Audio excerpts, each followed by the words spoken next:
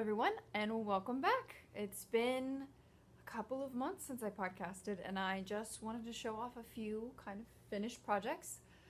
I think part of the reason I hadn't posted in so long is that I gave away like 90% of everything that I made for a while, especially around Christmas, and then I made some things and ended up giving those away, and I wanted to show them on the podcast. I've already sent them off or given them away.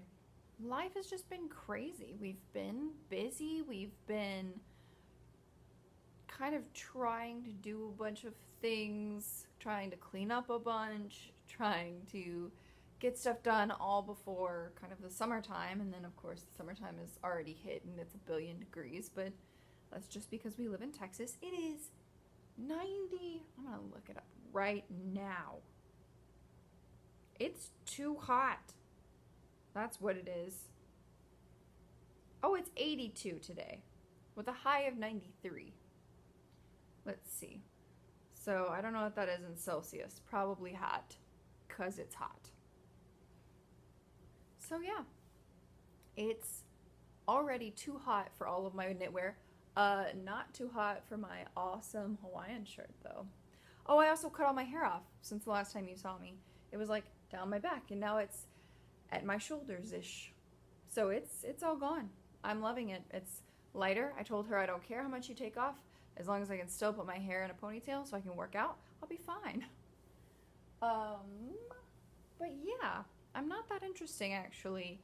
I'm trying to do more things to include into these podcasts for you guys because I recognize that I'm not that interesting, but I do a lot of cool, interesting things.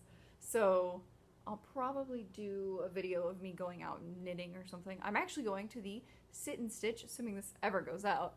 I'm going to the Sit and Stitch at the Fiber Lady today with Tila, the famous Tila that has no face that I talk about all the time. It's my knitting and fiber friend, basically. But yes, I'm going to start with current works in progress, actually, because I have one sitting right next to me. This is I believe it's called the Valonia. It's a free pattern on Ravelry, and it's perfect for me for the Texas summer heat because it's a tank top, and it doesn't look like much. The sun is everywhere, so it's blowing all the colors out. But it's just a super simple kind of free pattern. It's a tank top. That's really flattering.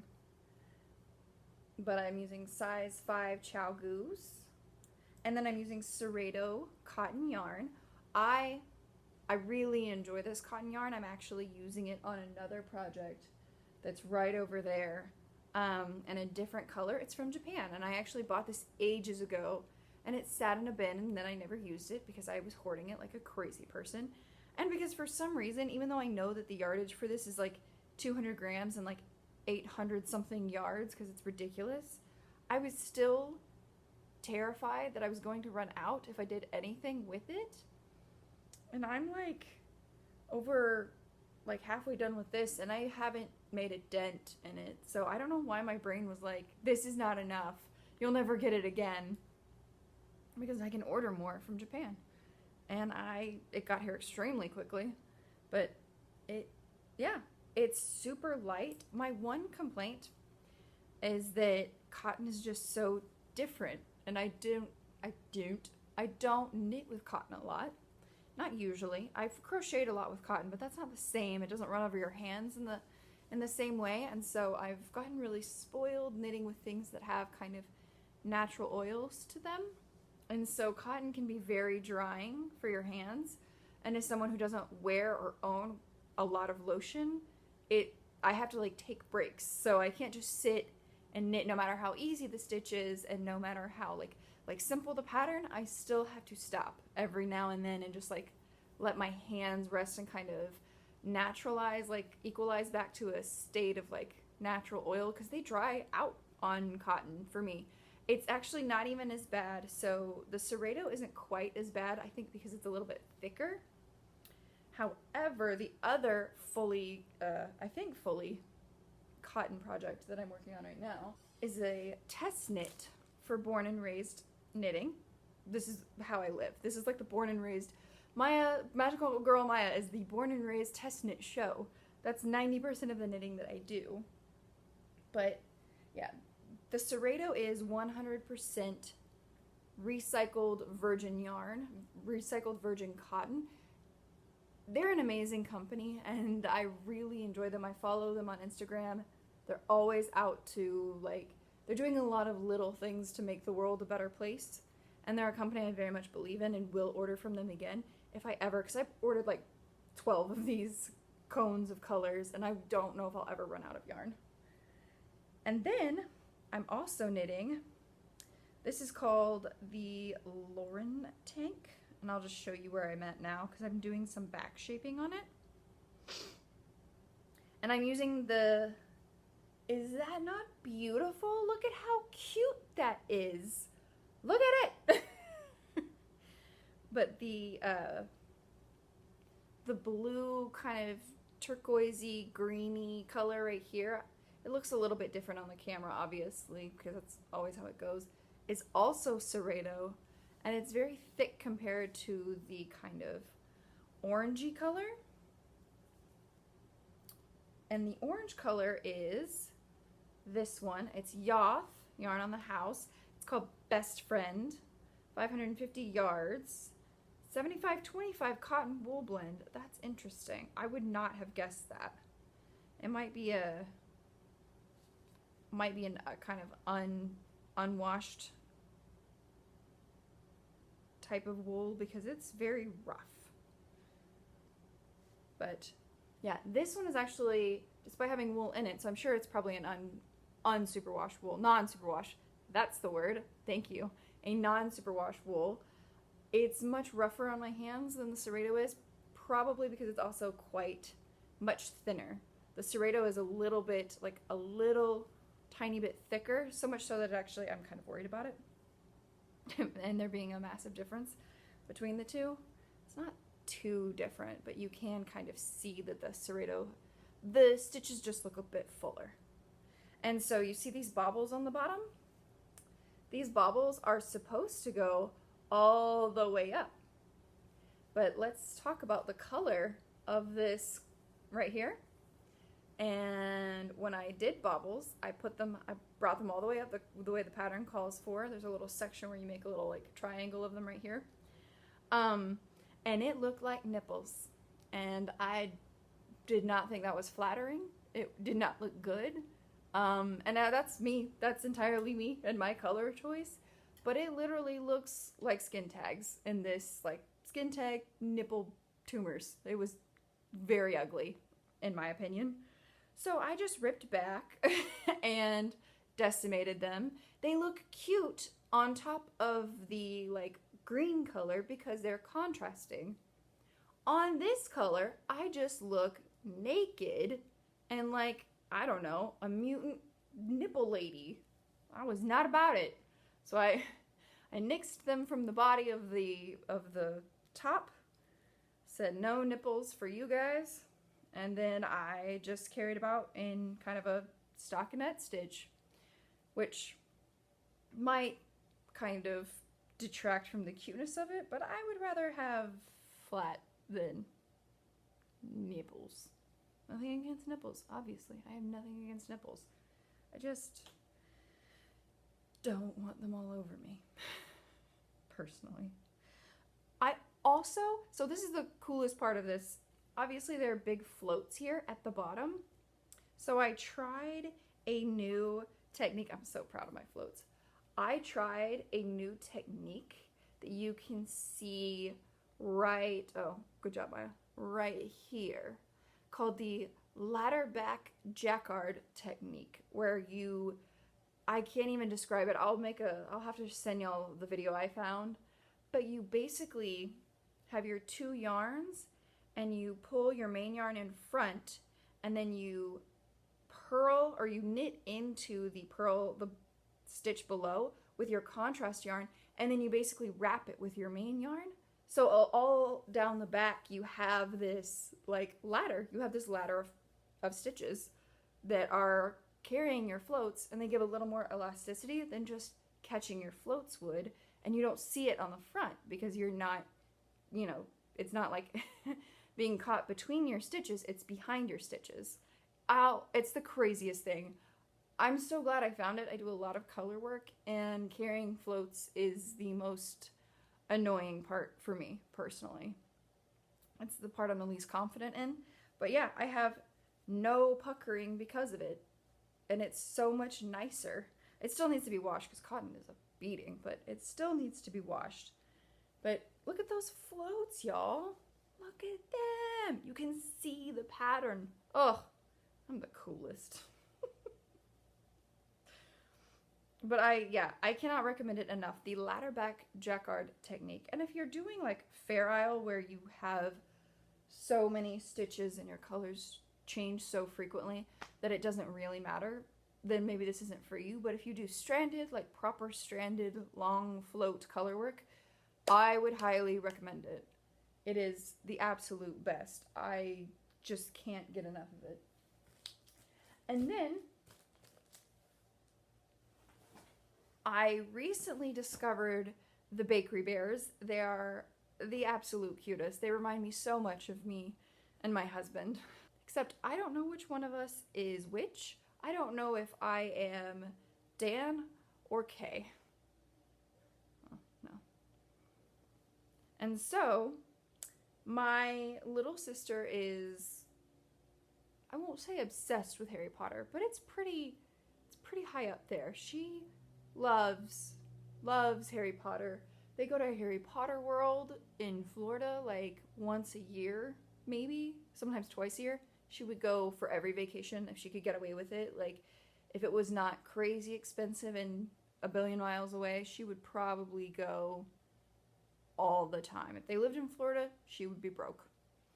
But they did still doing, and you can still get it, obviously, it's not a knit-along. I don't know what you would call it. It's called the Swish and Flick Collective, and it is 7 or 8 patterns. I bought it early, so I got the extra 8th pattern, which was the Choose Your House socks, which I will remember to insert a picture of right here. And that's another thing I gave away because I gave them to my little sister, obviously, Hannah. She got them. And so that's the first pattern, or not the first, that's the extra pattern that you can make early. And then they released their first pattern, and it's called the Burrow Wrap. I haven't done that much on it, but I have 2 whole sections. I feel pretty good about that, considering I started it way later than it came out. And I bought, it calls for 9 colors, and mohair held the whole way, the same color mohair. So I bought Hannah yarn and mohair for it. And I'm trying not to get ahead of myself, but I've already finished 2 sections. Because she likes to knit, and I think this would be a perfect, first serious project. She likes to knit in theory. I don't know how much knitting she does when I'm not there going, hey, do you want to knit? I don't know what she does, but it's so squishy and amazing and soft. And I can't wear it until all of this hellish heat is gone. Because in Texas, unlike England, we have just 10 months of summer. Not that I'm being dramatic in any way, shape, or form. It's really hot most of the year. Really, really hot. I think it was a year or 2 ago, it was 80 degrees at Christmas.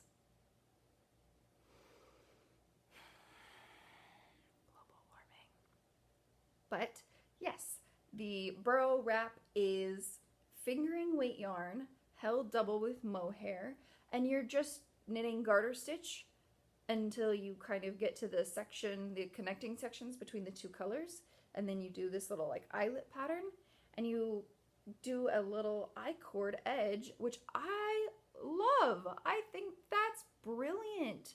And then I guess you come back later and pick up stitches, which is probably easier, because you have this, and it probably looks really nice and profesh. I don't know. It looked really nice when Kay did it, but she doesn't count because she made it. Doesn't count when you made it. But this, and it's funny because she has actually been talking about this color on her podcast a lot lately, and just in general.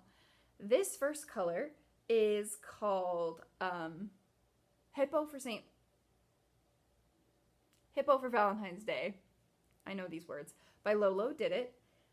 And this one is Malabrigo Sock in... Frack, she's been talking about it too. Water glass? No, what is it?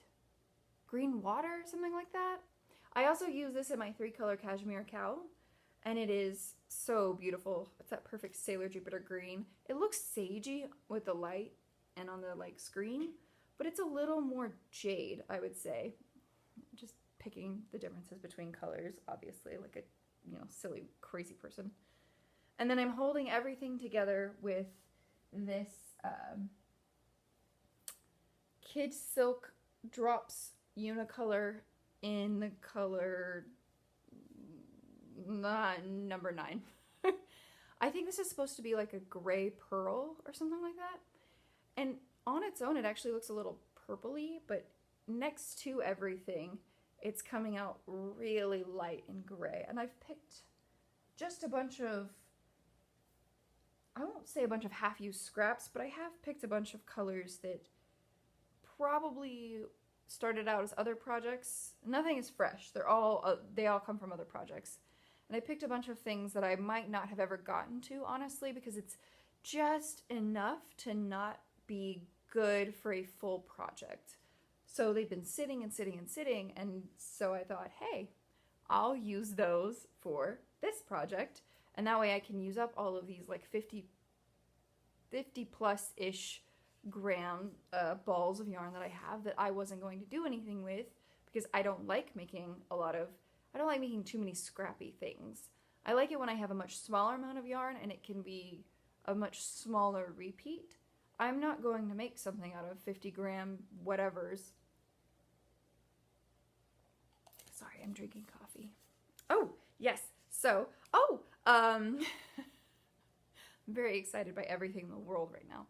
This is Business Time Black, and it's made by Pocca Sapporo, and this is one of the Japanese coffees that we love so much, and there's a Japanese market not far from us, and we actually go there all of the time. Oh, thank you.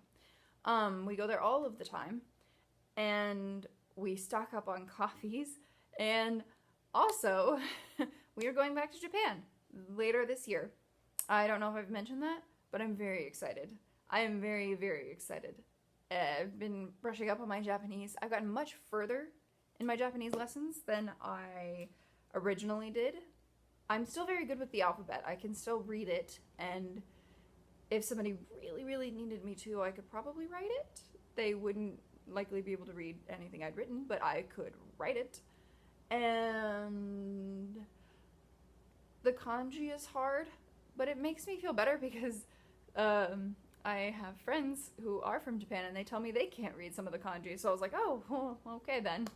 They're like, yeah, you don't have to learn. Most things have hiragana written under it in parentheses. And I was like, oh, I can do that. Sorry, there was a small break in there. I had to go get more stuff. I think that's mostly it for things that I'm actually working on. I have things that I'm working on that I haven't touched maybe since the last time I podcasted, actually. It's been a minute. I'm not the best at this. That's okay. Yes. So I talked about the many, many colors inside my bag for this. I have 9 colors. You'll see them when I finish them because it's ridiculous for me to go through them now. I don't even remember what all of them are called. Okay. And then let's see.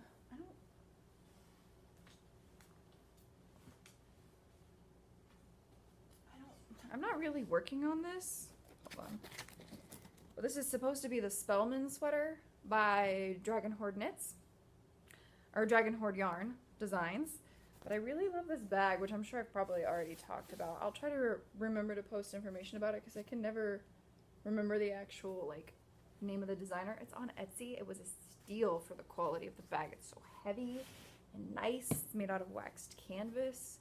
It's got this little bottom part. I love it. And I was just looking at it and I thought you all needed to know about it. So, I guess that moves us on to finished objects. And my first finished object, I probably should have gotten a sock blocker, but I'm too lazy now, is another test knit that I did for Acrylicana. Hopefully you can see her profile there. She needed some test knitters for her mermaid socks.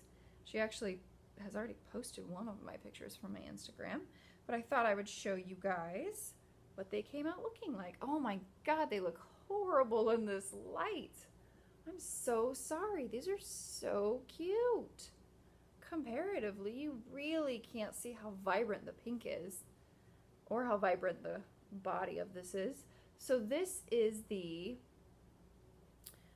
June Mermaid sock. It's got this lovely pattern. I liked this pattern so much, I made 2 pairs of socks, one of which I've already mailed off to somebody else with a jar of homemade blueberry jam. I made homemade blueberry jam and it's delicious. But yes, off topic, I apologize. I should probably do a video of the jam making process, because when I went and looked for videos on how to make blueberry jam, they were mostly miserable. They're not very good. But yes, this horribly, horribly washed out, beautiful pink color is called Magenta by Malabrigo. This is their Malabrigo sock. And then this right here, this lovely beauty, which is the same yarn as this bad boy right here, this one, is called Mermaid Toots, and it's cat sandwich fiber. There's a hair. Cat sandwich fiber on her twisty base, I believe. And I bought that for this test knit as well. Again, 90%. All of what I do is test knitting, actually. 100% of what no. This one I'm knitting, can't see that. This one I'm knitting for myself, because I live in Texas and it's 1,000,000,000 degrees, and I would like a cotton tank top, that's the word. That one I'm knitting for myself. Literally almost everything else. Oh, and the burrow wrap, that one I'm knitting for myself. I feel good about that. All my finished objects, however, are test knits. And one of my works in progress is a test knit. So, this was a test knit for Acrylicana. It's beautiful. I love it. It turned out amazing. I really like this pattern.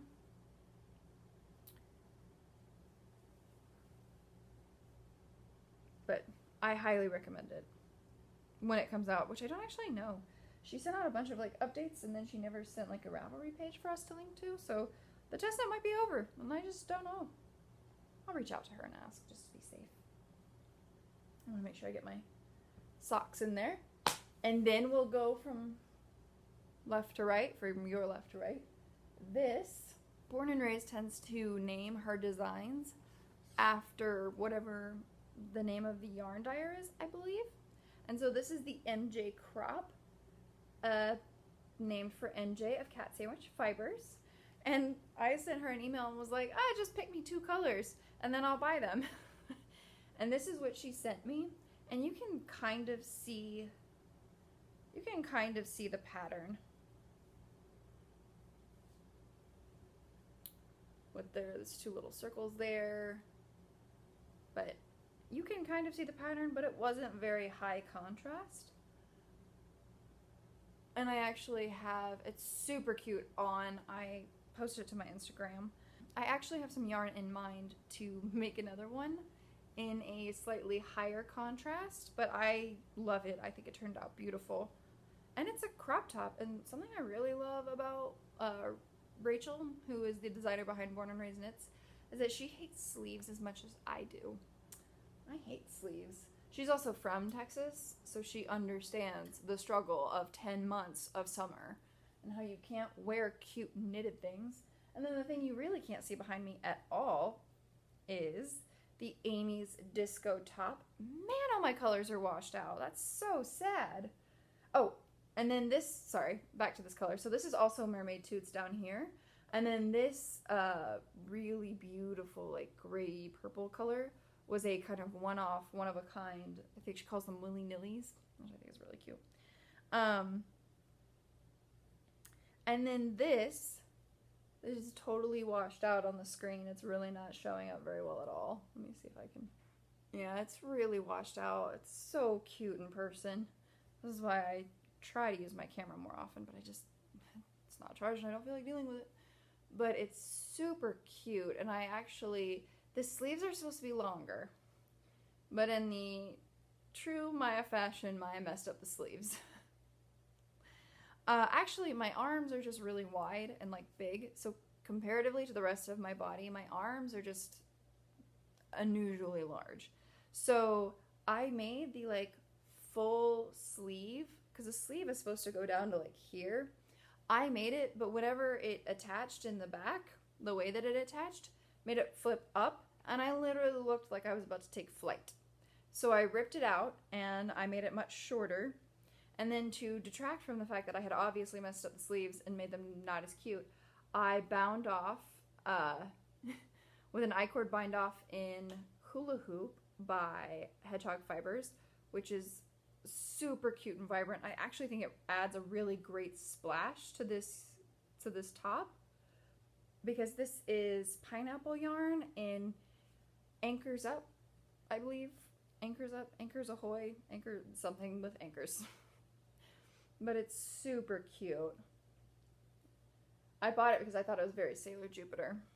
Again, I was on a very Sailor Jupiter kick for like ever.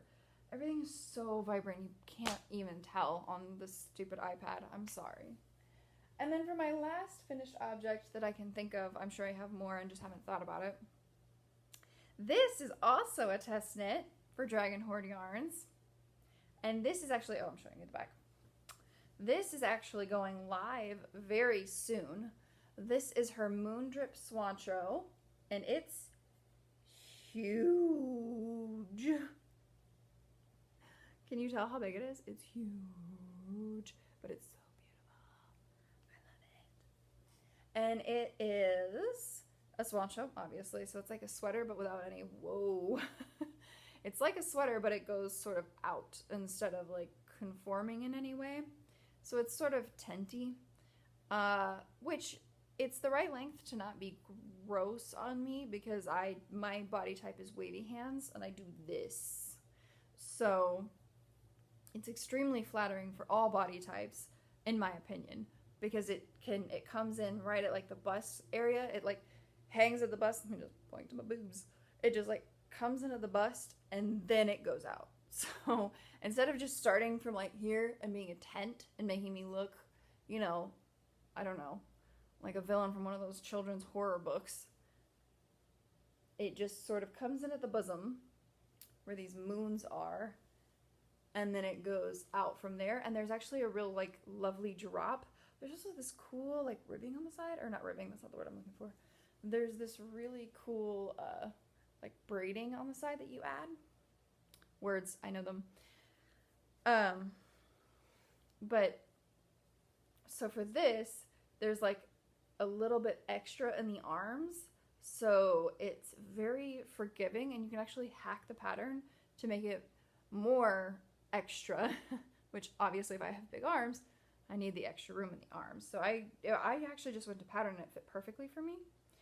But this was also the first time, I'm all about the techniques, you guys. I'm all about learning new things and trying new techniques. This is the first time I tried helical knitting, because I didn't want to like do the 2 balls of yarn, like carrying them down, because I always get like a little bit of puckering there. I'm not the best at carrying yarns, just under any circumstance really. And the last time I did it, it showed. Not enough for anybody else to notice, but enough for me to notice, and that was enough for me. So I tried helical knitting, and it's really funny because I got all this, you can tell actually from the back, I got color pooling on the the neckline of my sweater, and I was like, oh, that kind of sucks. I hope that doesn't continue to be a problem. And I was like, helical knitting, that's when I discovered it, from Babbles Yarn Travels, something like that. Grace something, she's great. She's very informative, very funny. I enjoy her very much. I just can't remember her name right now. I'm the worst. Horrible. And so I did helical knitting and everything, and I got stripes in my in my yarn. I didn't do that on purpose. That's not something I did. The yarn did this by itself. But yeah, I have little stripes in my... I look like a cupcake. It's so cute. I think it's cute. I did want it to be a little less stripy, personally. I had to warm to the stripes because I couldn't figure out how to make them stop. Even when I added like an extra ball, I added a different ball and everything, and I just got stripes. And I was like, okay, that's cool. Also, helical knitting is great if you have a very old, if you have a very old skein of a yarn and then you have a few newer ones, because this color right here is Junk Yarn's Reenie, and it is my first ball, which you can really see in the moons right here, but my first ball was like 50 shades lighter than the ball I ended up with. Sorry, I'm trying to make it focus on me a little bit better. The first ball I had was much older. It was like 5 years old. Not really. I don't know how old it was, but I had bought it off a D-stash because I thought it was really pretty, and it was much older than the ones I bought, and I bought like 3 extra. I didn't even end up needing them. So I had the much older skein, and I worked it in with the newer skeins, like 2 new skeins, and I don't think you can tell a difference. I think it just comes out very similar in the wash. It's just all the same. It just looks really lovely and like highlighted, and it makes the yarn just look like it's a little more like tonal, in my opinion. But yeah, so the body of this is Junk Yarn's Reenie, and then this color right here is Malabrigo Magenta, which I used extra on these heels, toes, and cuffs for these mermaid socks. And then this blue color that ironically is the only thing probably not getting washed out right now is called Wish by Hedgehog Fibers, and I think it's a merino single, and it is beautiful. They had it at my local yarn shop, the McKinney Knittery, and they haven't had it in since I bought it. Like, it's been sold out. Every time she buys it, people come in and just snap it up like nobody's business. And they also have a mohair for it, but that's just too much for me. That's like prohibitively expensive for mohair for me when I live in Texas and I don't really like mohair that much. I'm actually kind of annoyed at this like really intense resurgence of mohair, because it's always in these projects that I think are so cute and I want to make them, like the Spellman sweater, and then I go to make them, I go to like work on it, and within 5 minutes I'm miserable because it's so hot, and I don't want to work on mohair when it's so hot. But somehow the burrow wrap, because it's so much smaller and it's just like flat knitting basically, it's not, I don't have to be as like involved in it. My hands aren't like set inside of it. And so I'm really enjoying the back and forth, super easy for me. But knitting sweaters and knitting anything on the round with mohair, where your hands have to be like attached to it basically, is miserable for me. And I'll never wear it. Like, I'll make the Spellman sweater because I bought the yarn from Dragon Horde Yarns because it's beautiful. It's called Sea of Poison. It's that gorgeous blue. But I'll wear that like once a year. Maybe twice a year if I feel like washing it. I'm also really lazy. But yeah, it's just too hot in Texas, and so mohair is on all of this cute stuff, and I want to make it and wear it, and it's beautiful, and then I remember that I can't. That's the same thing with chunky yarn. Every time somebody's like, oh, I made this chunky weight cardigan or this chunky weight sweater, I'll like look at it and lust after it, and I'm like, that's gonna be heavy and hot and miserable for me as somebody who doesn't live in a cold place, or in a place where it gets really below like 40 degrees most of the time. We had a really harsh summer, actually. Or not a really harsh summer, a really harsh winter, where things got to like 20-something degrees, which is like 8 degrees. No, that's below 0, actually. Celsius, I want to say. I don't know. The education system failed me. And everyone else in Texas. But yeah, I think that's it. I discovered Wool Warehouse, and so I bought so much yarn. That's how I got my mohair, actually. I bought so much yarn and so much regia. I bought like 2 pairs or 2 balls of that Pear Effect by Arnie and Carlos because it looks so pretty. I can't help myself. And then I bought a couple of the like Claude Monet colors. I bought a lot of regia and a lot of drops. And then I bought a Zauber ball.